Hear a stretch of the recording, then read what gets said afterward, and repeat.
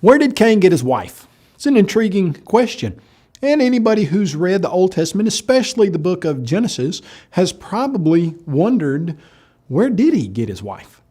Here's the verse where we understand that he had one. In Genesis chapter 4, verses 16 and 17, after Cain had killed his brother Abel and he was sent out by the Lord, the text says, "Then Cain went out from the presence of the Lord and dwelt in the land of Nod on the east of Eden, and Cain knew his wife, and she conceived and bore Enoch." Now, the question is, we don't read about any other women in the Bible up to this point. And so how can Cain leave Eden and he shows up in the land of Nod and there is automatically already a group of people there, or at least one woman there that he marries? Where did she come from? Basically, you've got two options as to where this woman that Cain married came from. Number one, you could say that God created another race of people that he put in different places around the world, and she was one of those people. Is that a biblical answer? Well, when we look into the Genesis record, we see that the text precludes that from being a viable option. When you go to Genesis chapter 3, you look in verse 20, and Adam is talking about his wife Eve. And the text says, "And Adam called his wife's name Eve because she was the mother of all living." Well, what do we mean when we say all living? We certainly don't mean all living creatures. We don't mean all living plants. What does it mean that she's the mother of all living? Well, she's the mother of all living humans. And so it's not that God created another group of people. Adam and Eve were the first two humans, and from them, all subsequent humans were born. So the idea that Cain went to Nod and found someone else that was a group of people that God had created besides Adam and Eve, not what the Scripture teaches. So, where did Cain get his wife? Who did he marry?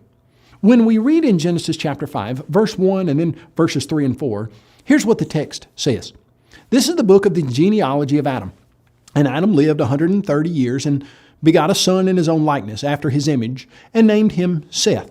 After he begot Seth, the days of Adam were 800 years, and he had sons and daughters." Now, notice that genealogy. It mentioned Seth when he was 130 years old, but it didn't even mention Cain and Abel. So you see that Adam and Eve are having children prior to Seth at 130, and then after Seth at 130. And so really what you find is Adam and Eve are having children from the time that they start having Cain and Abel and Seth, and we don't know how many more sons and daughters that they had. In fact, if you were to do some quick calculation and you were to say from the moment that they were in the garden, they were mature enough to have children, because one of the things God said to them was to be fruitful and multiply.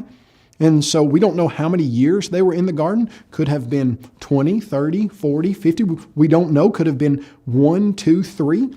But then after they left the garden, how many years was it before Cain and Abel were old enough to mature and give their own sacrifices? Would they have had other sons and daughters in that time period? Certainly.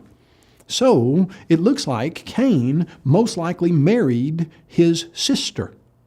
Well, you say, hold on just a second, Kyle. Marrying your sister, that's problematic, isn't it? Well, not from the beginning of time, because when the human genome was free from any type of mutation, the problems that we would run into today with marrying a close relative would not have been the same then.